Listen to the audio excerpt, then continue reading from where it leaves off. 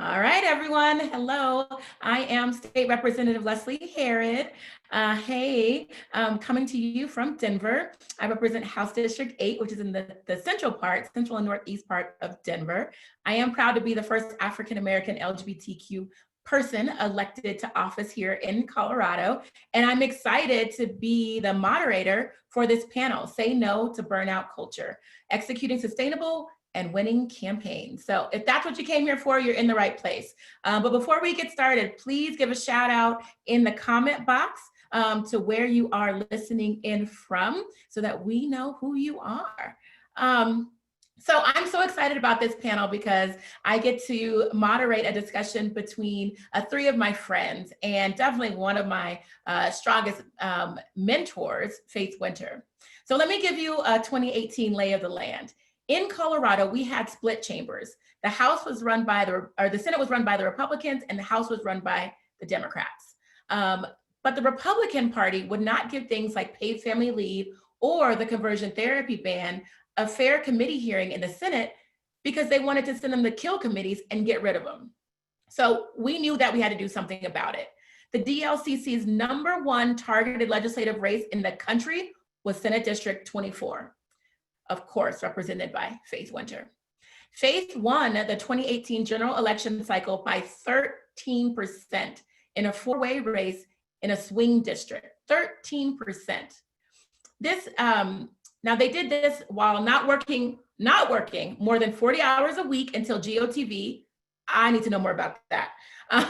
Paying organizers time and a half for hours worked over 32 hours a week. I need to work for you.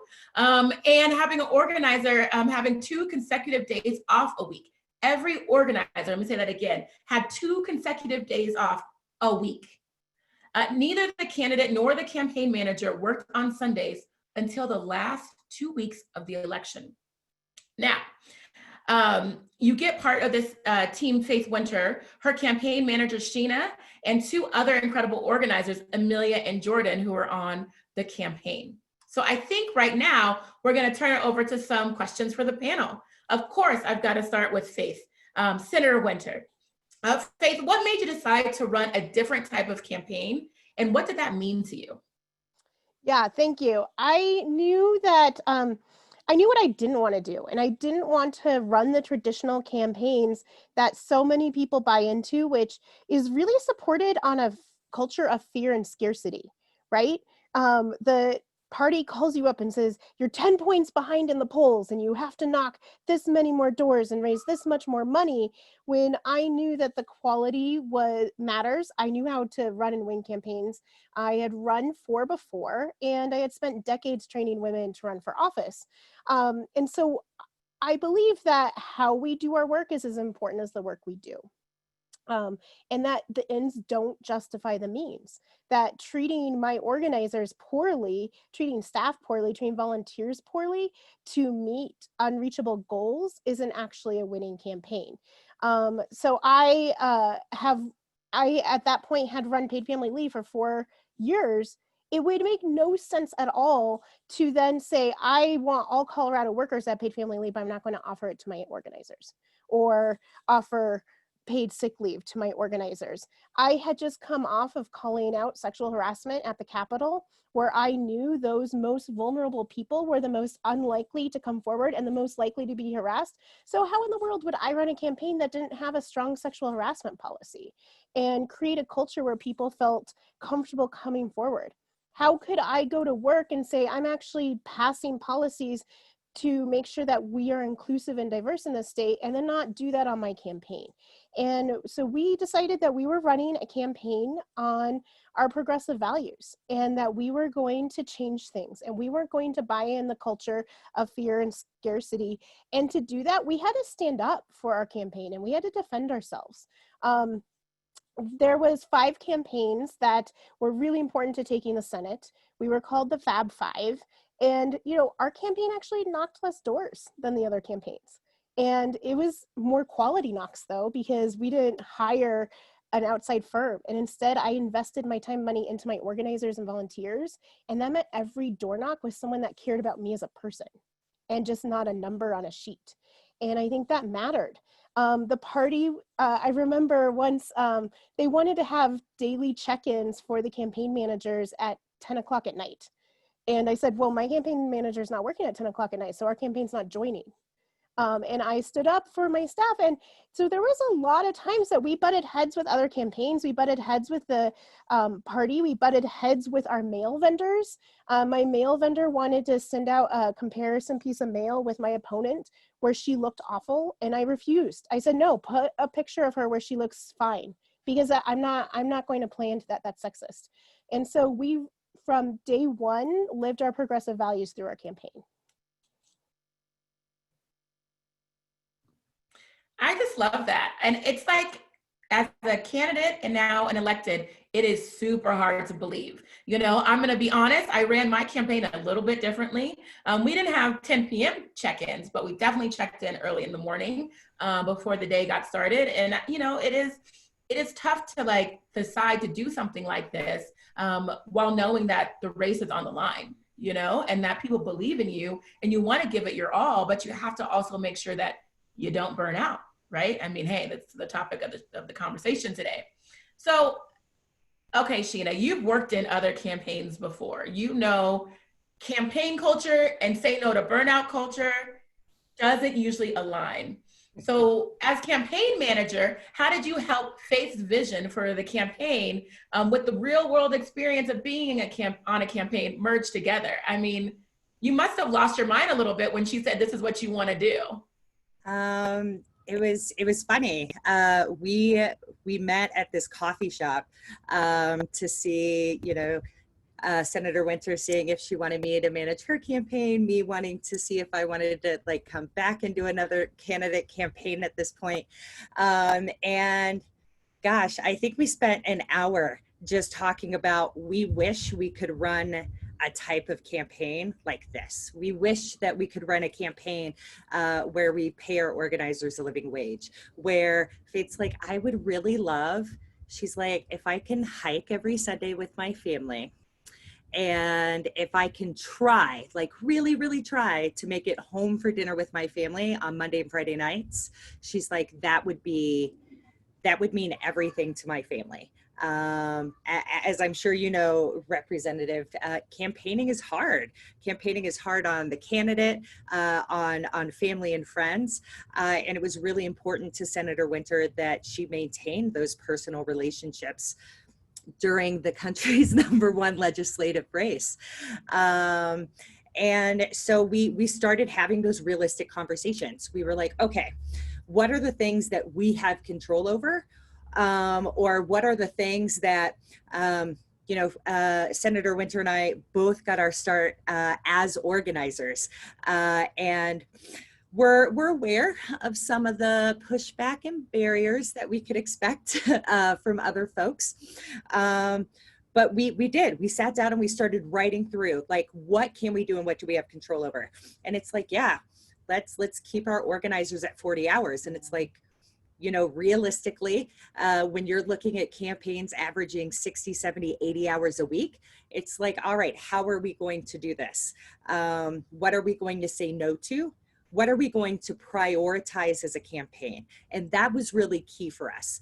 We made a list of non-negotiables. These are the things that we are absolutely doing. These are the things that we're absolutely not doing. We're going to pay folks a livable wage. We're going to pay them time and a half. Folks want to take time off to go to a wedding, to go visit friends. There were some like sick pets in there. But we made that list of non-negotiables, and then we made a list of like the nice to haves. We did get some of those, not all of them. One of the big things Senator Winter and I have talked a lot about, it was really difficult for us to figure out how to offer health insurance through the campaign as such a small entity and on such a short time frame. So there are still things that I know that we wish we could have figured out and done differently. But it was being on the same page in terms of the values that we were going to hold center as we were making decisions and as the campaign progressed.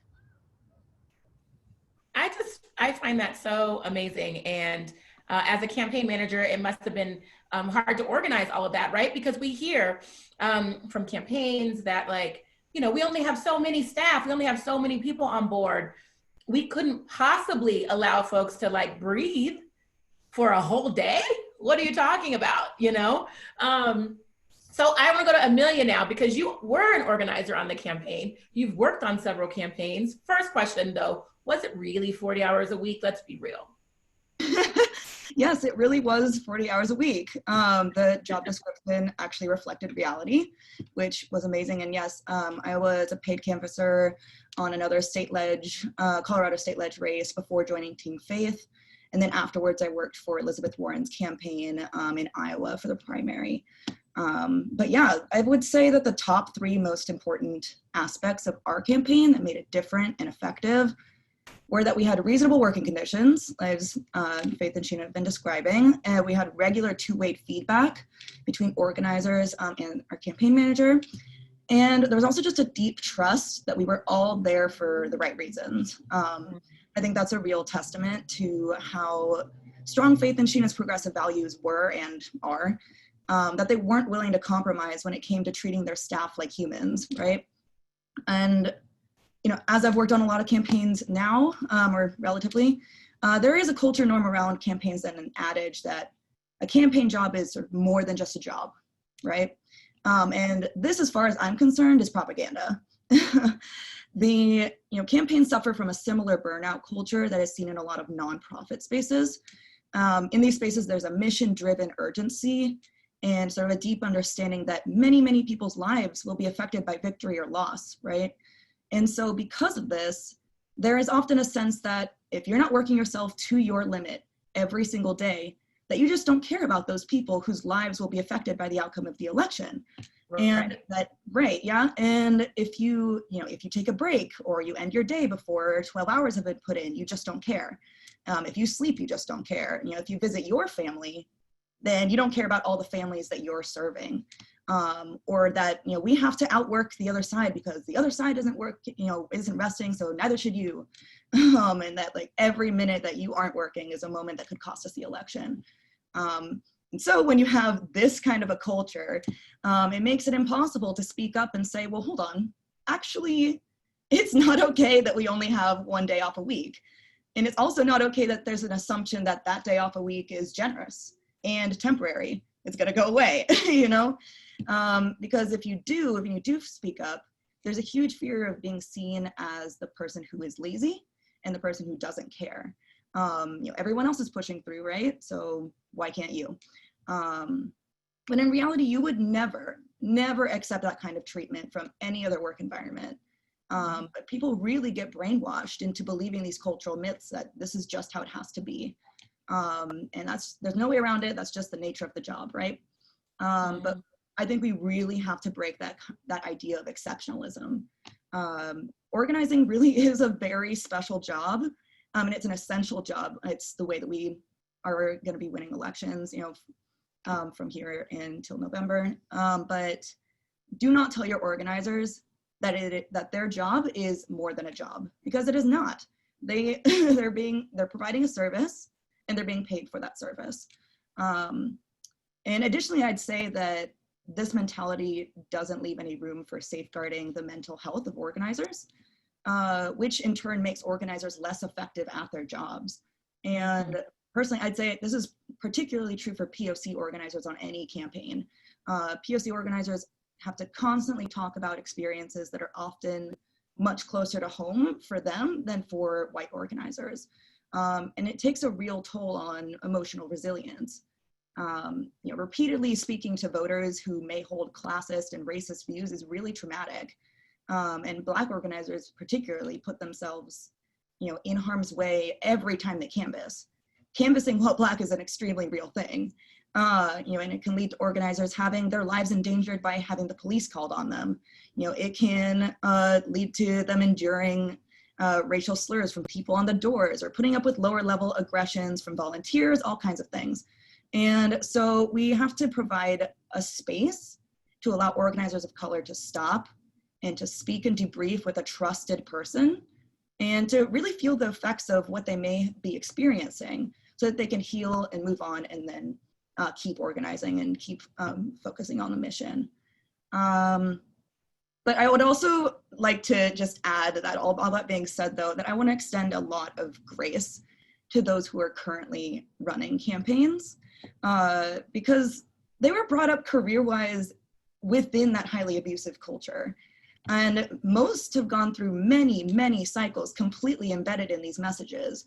And so they may be improving things as fast as they can and as well as they can, but and compared to what they went through, working 6 days a week instead of 7, having health insurance, paying their organizers more is definitely a huge improvement.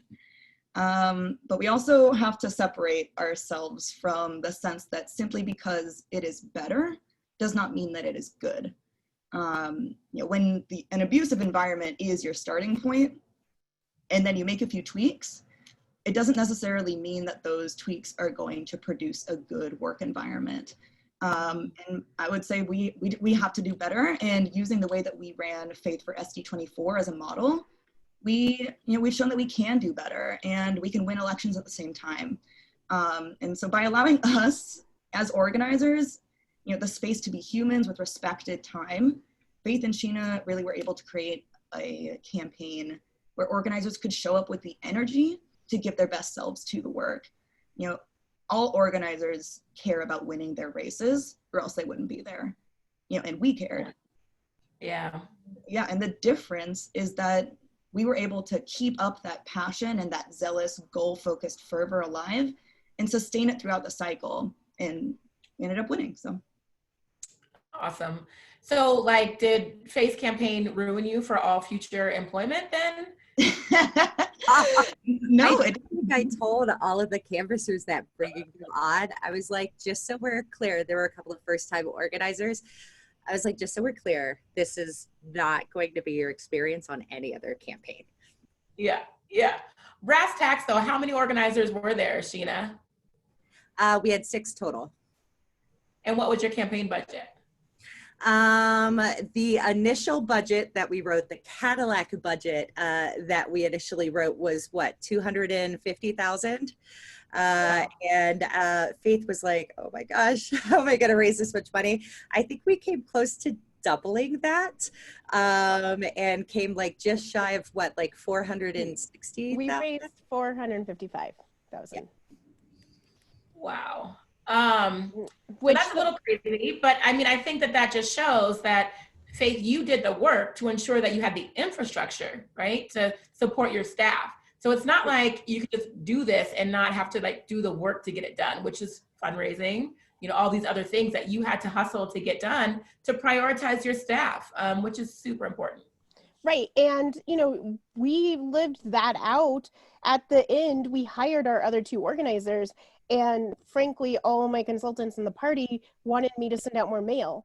And I said, we're not sending out another piece of mail. I'm going to hire 2 more organizers because that's what I believe in. And I think that's what's making the difference is when people that are committed to me are going on the doors and having these conversations. And so we knocked less doors and sent less mail than the other competitive campaigns. And because I knew those quality conversations were actually how we win and how we build a movement. I love it. All right, Jordan, you've been quiet. I'm going to come to you. Why do you think traditional campaign culture is so toxic? Well, I'll build on some of the truth that Amelia laid down and perhaps just add a layer to it. I think traditional campaign culture, as well as nonprofit culture for that matter, have many overlapping characteristics with white supremacy culture. And when I say white supremacy culture, I mean that oftentimes in professional or political spaces, our patterns of thinking, standards of professionalism, and operations as normal really are Euro or white centric and are rooted in doing things the way that they've always been done and not questioning anything and really upholding what white people have come to value over time. So it's crucial to name that, acknowledge it, and actively challenge it. I can give a few examples of what I mean and what our campaign did to try to resist that toxic culture and actually employ antidotes against it. One toxic mindset is this perpetual like state or sense of urgency. So campaigns often fall into this mindset, have unrealistic goals. They're working 80 hours a week and sacrifice meaningful professional and personal relationships as a result. And that makes sense. This work is important. We want to feel important. But while our campaign knew the race was urgent in a sense, we strategically prioritized like what needs to be done end of day versus end of week versus end of month. And as we said, we did not work more than 30 to 40 hours a week. And so this also ties into upholding quantity over quality. So value being placed on what can be numerically measured. And so the antidote is, of course, flipping it. So quality over quantity. And as an example, as was shared, the competitive state races in Colorado had a joint call with the state party every single morning where we had to report numbers. And yes, our campaign knocked on thousands of doors. We made thousands of phone calls, but we were never in a rush. We had meaningful conversations with voters. We never tried to make our numbers look good to other campaigns. We didn't care. We instead used that energy for quality improvement and for rest. And an example of that is Sheena, our campaign manager, investing hours every week for one-on-ones with organizers talking about professional development. And that's time we could have spent knocking more doors, but investing in us in that way, I think made us better individually and collectively, both in the short and long term.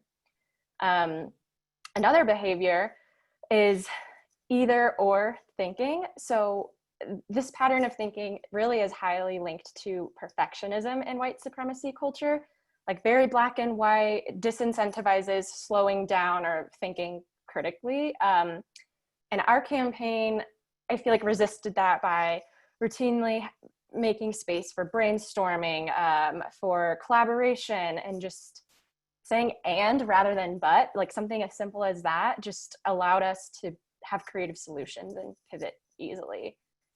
I'll share one more, and this is one that I'm sure we're all well too familiar with, and that is power hoarding. This behavior views power as limited and really is fear, like, or threat based. And we have got to leave that behind. A really strong leader develops the skills and power of others. That's what Faith does. That's what Sheena does. And that's how they empowered us as organizers to then learn and treat our volunteers that way, the other organizers, and just continue doing that in our professional lives. So we stayed true to Faith and all of our values of lifting as we rise. So I guess back to the original question, I think many overlapping issues can feed into this negative workplace culture that campaigns often have, but I would argue that at the root of all of it is white supremacy. Thank you for sharing. I mean, it is super toxic, right? I mean, even just the competitive nature. My campaign didn't really do the like comparison with other campaigns because we didn't find that to be super useful. I always say like you should be competing with yourself, right? And just pushing to be your best, but you can actually do that within the bounds of keeping yourself healthy and whole, right? It's interesting because I got to admit that our campaigns were very different, Faith. I think my campaign manager, so my campaign, everyone got tattoos afterwards, right? And my campaign manager had some saying, and I don't even know, Carolyn might be listening in, but, and she was amazing. But basically it was like, leave it all in the field or die there or something like that. Like it was basically that, which is obviously a bit toxic, right? It's like, give it all you have, unless you're dead, you're not working hard enough, right? And that's a lot, that's a lot. And there was definitely moments of burnout. So, it's interesting because, we did the tattoo thing. We're definitely a family, but you all were also a campaign family, even though you left work, at 40 hours a week. So you refer to your campaign as a family. What does that actually mean for you all? What does that look like? And whoever can answer this, whoever they like. I can start. For me, it was, I'm a Cancer, water sign, little like homemaker. I like to like nest, have my space in order. I love taking care of the team. So if that was, you know, on Sundays when I wasn't working, uh, when I'd get done kayaking, I'd make a big pot of soup. Or I'd make chicken paprikash. I wanted to make sure that the organizers were eating like good, healthy, nutritious food and weren't eating crap all the time. And part of that joy for me was cooking for them. You know, taking the time. I feel like we all had things happen, right? Like campaigns don't happen in a void. Life is going to continue to go on. And when we all had days, it was like, yeah, you know, someone would come in for their one-on-one and they're just like I had this thing happen. Like, sorry, I'm not really here. It's like, don't apologize. We actually had a sorry jar in the office. Every time someone said sorry, they put $1 in. But it was creating that space and like meeting folks' immediate needs. Because if folks weren't in the right space to talk to volunteers, to talk to voters, then take the time, get to where you need to be, because you're not going to be your best self if you're not. Yeah, I mean, I love that. So basically, because you all created an environment that allowed folks to have space and do things that they value. I mean, yes, you were taking food to your team, which is amazing. And I know you did that. I see you drive around with pots of food all the time and you still do it. But it shows that you actually got to do something that you loved because you had time to, right? I mean, if you were working 80 hours a week, you wouldn't have time to cook, 4-hour meals and then get to actually know your staff, understand what maybe is stressing them out that you can help out with and make sure they're eating nutritious food, right? I mean, this is like stuff that's like blowing my mind. And I'm sure it's blowing everyone else's minds here. Anyone else want to jump in on the like family piece? Jump in. I just want to say for the record, I loved our Faith for SD 24 campaign community, and it really did feel like a supportive family environment. Like Sheena said, she cooked for us all the time. We shared playlists. We had all team dinners where we got. I made you all some good jambalaya. Yes, you did too. I'm so not sorry. just Sheena Faith also cooked for us. The Team Faith headbands, the bright. Yes, we had cute Team Faith headbands, all of these things, all of it, great. But I think I want to emphasize that was all organic and came from the culture that was being set, right? But I think we do have to be very careful when we are talking about campaign as family at large, because that phrase is often unintentionally weaponized within campaigns as like a structural piece of this burnout culture. The bonds that you form with your other organizers are super beautiful and they're special, but by telling your organizers that their campaign co-workers become their family, which is a super common phrase, by the way, it becomes yet another piece of the messaging that tells organizers that they should not have a life outside of work, because supposedly everything and everyone that they need should already be present in their job. And so we got to be careful with that and just be critical of it. But yes, loved our campaign community. Yeah, and I just want to build on what Amelia said. Wait a minute, hold on. Before you jump in, Faith, you already have a family and kids in the whole situation. So like you really welcomed in like what, 8 more family members? Like talk about that. So I love everyone that worked on our campaign, and like Sheena said, we were preparing for this. She said, you all call me at 2:30 in the morning, I'm on a plane, right? And that's true. These people that worked for me, I would do anything for, and I helped them get jobs, but I'd also do anything beyond that on a personal level. And I think, what Amelia was saying is, yes, we are a family, but just like in any family, there's good familial relationships and toxic ones, right? And I feel so often campaign families create a codependent relationship where that is all that you're expected to do. And we created one where we actually felt we could share with each other. We could talk about our good days and our bad days. And also something that I decided really early on. So I've been elected for 13 years, and every politician does it differently. Some people really separate their family from their work life, and that just did not work for me. I incorporated all, right? So my dog Queso came to the campaign office. Everyone loved him. All the organizers helped my daughter sell Girl Scout cookies to all the volunteers. So Sienna broke like the Girl Scout cookie record because Amelia and Jordan and the other organizers were helping her sell cookies. And so I integrate everything together because I want to help Amelia as much as I want to help my daughter Sienna sell Girl Scout cookies. And that was really important to me. And so when I met with Sheena, when we were hiring her, I said, I have a family. And if we are going to do this, I need their support, which means I need to hike with them on Sundays so they don't revolt in like September and say we need our mom and wife back, right? And so we did that, but it also meant my kids were in the campaign office and destroying things and dropping chips all over the carpet, and no one minded, right? Because we had the time to do the cooking, to sell the Girl Scout cookies, to actually go to LA and see their grandmother, right? And so this was really important to us. And so family was actually caring about your outside family too. I love it. Okay, so Sheena, what should campaign managers and candidates take away from your campaign? I mean, you got a lot of interest, but this whole panel has a lot of interest in the Q&A. Like, what are the takeaways? And if you could also answer, like, what do you think about COVID days? Like, how would you translate that into the times we're in now? Some folks on the who are watching are actually in campaigns right now. Yes. And so we're COVID time. So how do you translate that to now? One quick thing, I was reading, and it's like definitely true for all of us. Mm-hmm. Like with COVID and being remote, we're actually working more, right?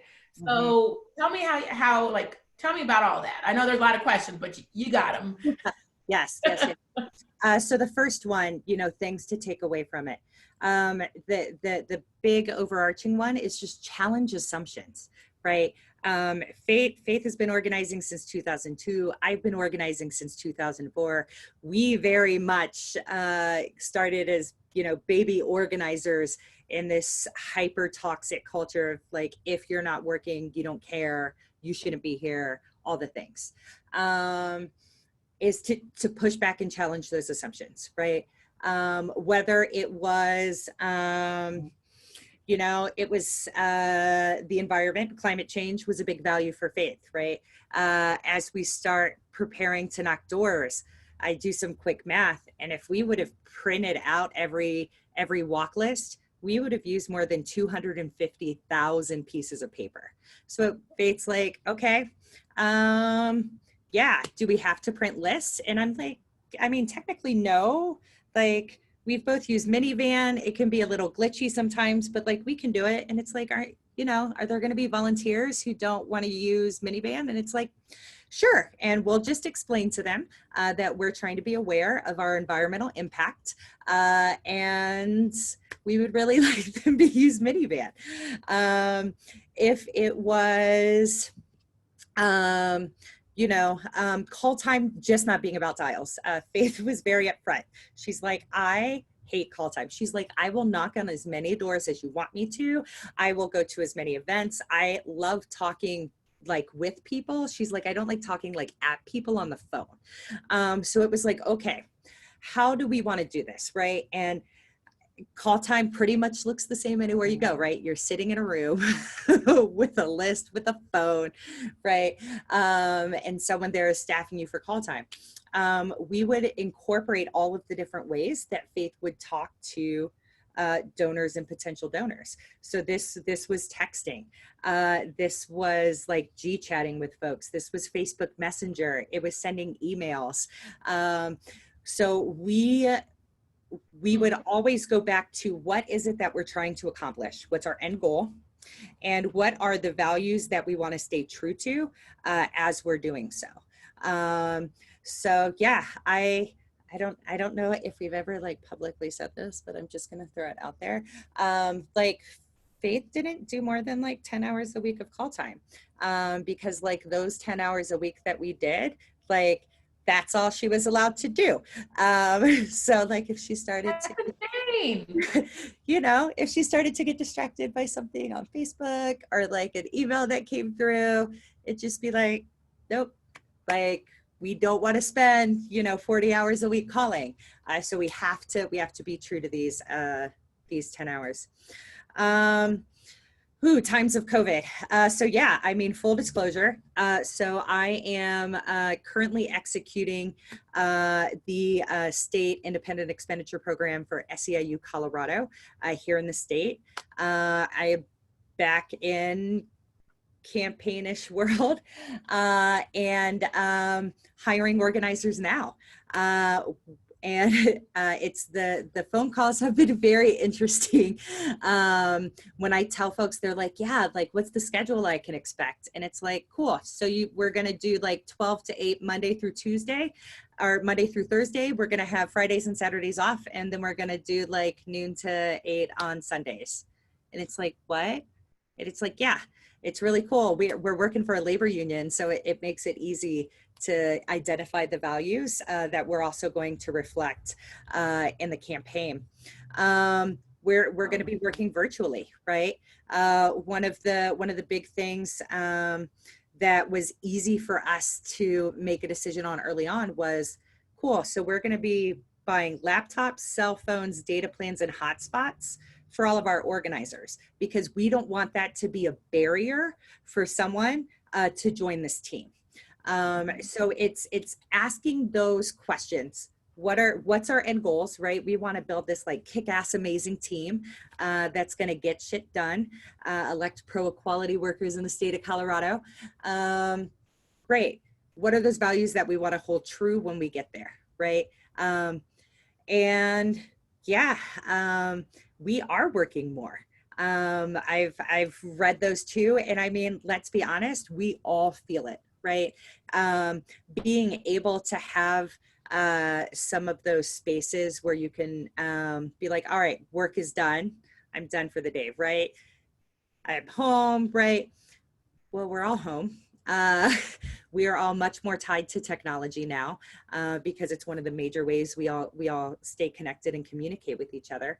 I would highly recommend, if anyone's in the position to do so, with those like 40-hour work weeks, change it to 35. Let's be honest, like, you know that there's going to be an additional 5 hours of work of folks like checking emails, following up on things, returning calls. So take that into consideration. And yeah, just be an advocate for what you and your teams need. I love it. I love it. So before we go into Q&A, so start putting your questions in the chat box. I know I already see a few. Last question I'm going to ask Faith is about like your campaign goals. So Sheena brought it up, you brought it up. Campaign goals typically are 50% plus one. That is your goal, get there, you know? But that wasn't your only goal. So what other goals did you have? And what other goals should candidates who are here and campaign managers and organizers think about? Sure. And, you know, we've mentioned how we didn't get to the numbers other campaigns did, but we had goals. We had big, ambitious goals, both on fundraising and doors, but we valued quality, not just numbers. But look, I'm an organizer at heart. I started my career as an organizer. I've had a lot of titles from executive director, state senator, state rep, mayor pro tem, but ultimately in the beginning of the day, when I wake up and I'm an organizer, which for me means building power through people. And that's how I try to approach everything I do in life. And that meant that it wasn't about just 50% plus one. I want to build a movement, right? I want to build a movement of kick-ass progressive folks doing good work to actually save our country. And I know that if I was going to burn out my organizers, I have too many friends I've met through the progressive movement that are burned out. They're now business owners and teachers. And they dropped out because it's too hard. You can't go from one cycle to one cycle working 80 hours a week. And if we're going to win in the long term, we have to build a movement. So every year I have a different aide. And a reporter actually called me once and said, why do you have so much staff turnover? And I said, because I actually believe in my aides so much and train them so well, I make sure that they get a new job at the end of session. that's well paid, right? And so one goal was to make sure all my organizers got placed into the progressive movement in full-time roles. And we worked really hard on doing that. I also wanted to sustain volunteers, because if we're going to win in the long term, we need volunteers that come back time and time again. And actually towards the end of the campaign, we started getting volunteers from other campaigns. We're saying, when I'm going to these campaigns, they're not debriefing with me, they're not welcoming me, they're not training me, they're giving me 80 to 90 to 100 doors per turf, and I just can't do it, and I feel underappreciated. And I come to your campaign, I'm trained, I get debriefed, I get a reasonable packet, I feel like I made a difference, and that translated into the quality of Knox. So I wanted to build a volunteer base, build a movement, place my organizers. I wanted to show the importance of training. I'm a trainer. That's what I do when I'm not being elected, is I train folks to run for office. I train folks to govern. And I want to show how that made a difference on the campaign, because I think people gloss over it. And if we're not good trainers, we're not building a movement. I also wanted to give my organizers the skills they needed to be successful, right? You can only go so far being a really good door knocker, right? So some of the organizers wanted to learn more about communications. Some wanted to learn more about finance. Some wanted to learn more about messaging. So we actually developed their skills in those areas along the way. And then frankly, I want to change campaign culture. I want to be right here at Netroots. I want to be everywhere and do this panel again and do this training again. And that was the goal of the campaign, was to actually start changing that. I love it. I love it. Well, thank you so much, Faith, for sharing, your particular experience, and also I think training a new way for organizers who will, and Sheena, for organizers who will eventually become campaign managers, or even choose to stay in this work so that they can bring their experience to the table for other candidates. Because, how many folks never went back to a campaign because they were like, it's a life is not for me, and I think having the experienced people on the campaign is always super valuable. So I see a comment from, it's not a question, but it's a comment from Kelly here, and I think it's really important. So shout out to the panel, of course, because y'all are amazing. She talks about how she volunteered with a local campaign, and given how she was made to feel she was not ever given enough time, she couldn't imagine what the campaign staff felt like. So folks need to realize that when you're burning out your staff, they're probably putting pressure on the volunteers, and you're burning them out too. And then guess who's not going to come back? Because that volunteer doesn't have to. And Kelly, I'm sure, felt super engaged and wanted to help this candidate, but she felt burned out, So that is something to think about too, is really how this affects the volunteers. So Jocelyn asks if there's any materials around that she can take and bring to her campaign or others, anywhere she can subscribe, any recommendations for best practices around this work. Faith, you might have an idea about that.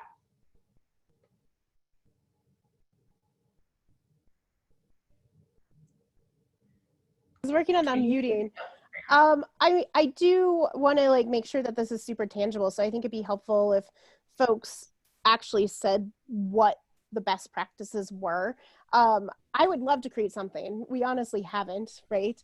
Because we're busy doing lots of other things. We have our sexual harassment policy we can send around to campaigns. We have our paid sick leave and paid family leave that we can send around to campaigns. But I'd love to hear from people that were actually working, Amelia, Jordan, Sheena, what are those really tangible things campaigns can do? And then I think we can look to putting that into some sort of document we can share. Yeah, that would be great. I can share from the end of the hiree. I mean, I thought our hiring process was very thoughtful and intentional. There were multiple rounds, and you have the most negotiating power on the front end. And so just the thoughtful hiring process, not only would I guess it allowed Faith and Sheena to pick organizers that would match the values of the campaign, but it allowed me to see the values of the campaign and choose it. So yeah, knowing on the front end that there was the sexual harassment policy was huge for me. Being crystal clear on hours and pay on the front end was critical. I mean, we got good pay for the hours we were working. Someone with the state party passed along a job description. It listed monthly salary. I'm like, how many hours though? And he was like, you know how campaigns are, 70 plus hours. And I was like, well, I just did the math. That would come out to be like barely minimum wage. Like I'm not applying. Like I can't. And then I circled back with Sheena, found out 32 hours and immediately applied. And when we won, not only did the campaign manager get a win bonus, all of the organizers got win bonuses. And we knew that from the beginning of the hiring process. Mm-hmm. Yeah. I love it. And tangibly then, because Rosemary asked the question about the hiring process, is there anything that she should take away about the hiring process? Like what questions, or I love the fact that you're like, you had the most negotiating power at the beginning, obviously. That's so right. What were you looking for? We wanted to be, again, intentionality is just, it was something that was very present, and we were aware of keeping kind of at the front of our mind. We didn't just want to do things because that's how we had always done them, or how we had learned to do them, or, you know, had in one way or another been told like, this is the best practice. Starting with the job descriptions, right? It was like, look, do you like getting people engaged in the political process? Do you enjoy having face-to-face conversations with voters? You know, do you want to be a part of a team environment?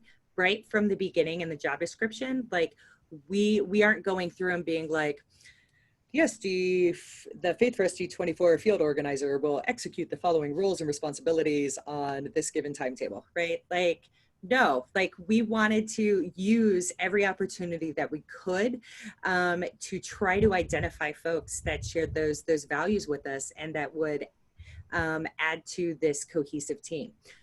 Use your job descriptions that way, right? Answer the questions that folks want to know. Great. Salary, how many hours a week? What are the expectations, right? Like, how do I know if I'm going to be successful in this role? What does it look like? Don't just create a job description, use it to help communicate with folks. We also made sure, you know, most organizer job descriptions that I see, what is it? It says you must have a car, you must have a laptop, you must have a cell phone, you must be able to do all these things. It's like, cool. Do people have to have a car to do this job? Right? It's like, let's talk about that. So instead it's like, great, reliable transportation, right?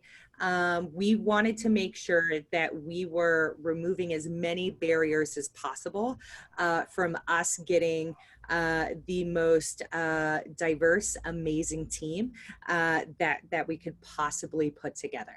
And Yep.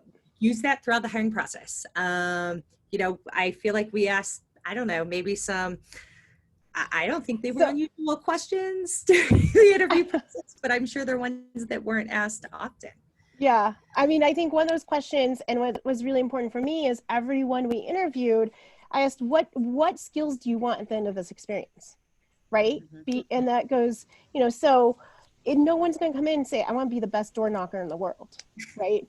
And so what skills do you actually want? Because I want to know that I can incorporate that into my campaign plan, right? Yeah. If you want to build relationships with reporters, and that's great, and we'll actually put that in the plan. And I'm also super honest about who I am, because I think authenticity from the very beginning is really important. So I'm like, look, my kids are going to come destroy the office once in a while. You are not a babysitter. I don't expect that, but know that children are going to be around, right? That I'm going to bring my dog in. You're going to be asked to buy Girl Scout cookies at some point, right? And just being really honest about my lifestyle, and also being like, on Sundays I hike. I spend that with my family. I want you to do that too, because the expectations go both ways, right? What if you're a really hardcore organizer that does want to work 80 hours a week and you're like, well, my candidate's not showing up on Sundays. What's that about, right? And so really making sure that our values aligned and that I could incorporate their goals into my campaign plan. Thank you, Faith. That's awesome. So there's a question in the chat that I think Amelia and Jordan can jump in on, which is like, what if you are an organizer and your campaign runs a traditional to toxic campaign? How do you like step up and advocate for yourself? Because I mean, how do you feel empowered to do that, especially if your candidate is like not about that life? That's a really difficult thing, because it has to, the reason that it worked is that that we were all on the same page, right? There was this buy-in to intentionally setting a healthy campaign culture. And I guess what I might say is request a one-on-one meeting with your ROD, your regional organizing director, or your campaign manager, whoever is your direct supervisor, and possibly present them with like, hey, these are some barriers that I've been feeling and that have kept me from doing my best work. And I want to be able to show up and give my full self to this, and I'm finding that these are barriers, right? And it's going to take a bit of a leap of faith because of that culture that produces a I can't speak up situation, because if you do, then you may look like you don't care. So it is going to be a little bit scary, but I think that's the one place that you can start, especially as campaigns have a typically a very strict chain of command rule where you only speak to your direct higher up, right? So that's where I would start, and then have conversations with your other organizers. Maybe you guys talk and then come to your direct supervisor together and say, hey, like this is these are some things that we actually are really struggling with. And then they those direct supervisors, they have their own checkout calls that they will talk to those who are above them, and hopefully there'll be some ripple effect. But yeah, it's definitely difficult when you have to start a grassroots campaign within a campaign. And I'll just add in, if you're comfortable, I am always willing to have a candidate to candidate conversation about how we did it and why it worked. And I know Sheena would be more than happy to have a campaign manager to campaign manager conversation, right? Yep. Because we did all grow up in this culture. We've all, right, as organizers, as politicians, as campaign managers, and it's hard to change, right? And being able to have those conversations. And so, if you're not getting the response you want, because they're like, this is how it's been done, be like, well, actually it's not. I went to this really cool panel and you should talk to Senator Winter, and I will happily do that. I was going to add. Did you want to jump in? Yeah. Amelia, what you said is spot on. I mean, if you're not in a leadership position in the campaign, you inherently have less power. So it's hard. It really shouldn't be on the organizers to have to advocate for it. We all play a role here, and we need to applaud and support campaigns as they work to improve their practices. Because I get it. If you're working 70 hours a week and find out the organizer on the campaign, the county over, is like basically making twice as much per hour than you, it can be easy to point fingers or be frustrated, but the problem isn't with their campaign, it's with yours. Like we can't be tearing each other down, because that's how this toxic culture is recreated and perpetuated. So we need to challenge it and then support the others that are challenging it as well. Yeah, and then I'll just say one other thing is that I think just bringing any of this to anyone's attention that you're at any of your direct supervisors, some of these campaign staffers will have never heard of any of these practices, right? They would have never thought of it because it is, just this is the way it's done, the end. And so even just by mentioning it, that disrupts things. So. I love that. Thank you all for speaking to that piece. I think it is important to be able to advocate for yourself, but it's not always a reality. And so knowing, Faith and Sheena, that you're also willing to have that conversation is really important. And I guess, I would just say you also have to be willing to walk away, because if the culture is not for you, then it's not for you, and that's real. That's very real. And I would just say, if you see that coming, try to do it earlier rather than later, so your candidate's not out in a lurch. But if you've advocated for yourself and they're just not listening, then maybe it's time to move on. If that's, something that you can possibly do. Okay, so I think we're winding down on questions here in the chat. We only have 5 minutes before we before we end. So real quick, like 30 seconds, you have a quote or an affirmation that you use for yourself, like on walls, sticky notes, tattoos. What do you guys got? I have two. Like a boss, it's important to celebrate the wins, no matter like how big, how small.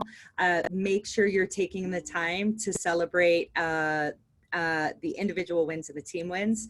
And then the last one, like be an advocate for what you need. The answer is always going to be no, unless you ask. Those are my two.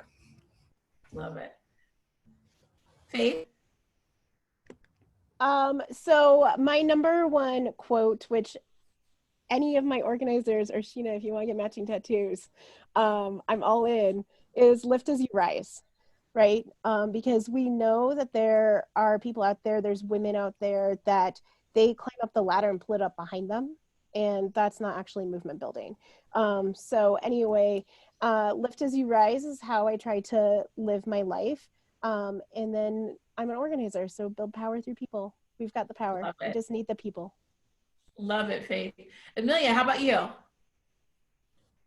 I am sure that I'll think of one that's a teensy bit more relevant as soon as we get off of this, but one that is, and that might be more relevant to younger people who are starting off in their careers still, is something that is maybe sort of a, I guess, an idiom in my family. It's like apunta la flecha para arriba. So like point the arrow up when you're aiming, right? You might as well point it further up and it'll land further. You know, just set your expectations high because you deserve it. I love, that's completely relevant, first of all. I mean, like, know your worth and shoot and have those expectations set.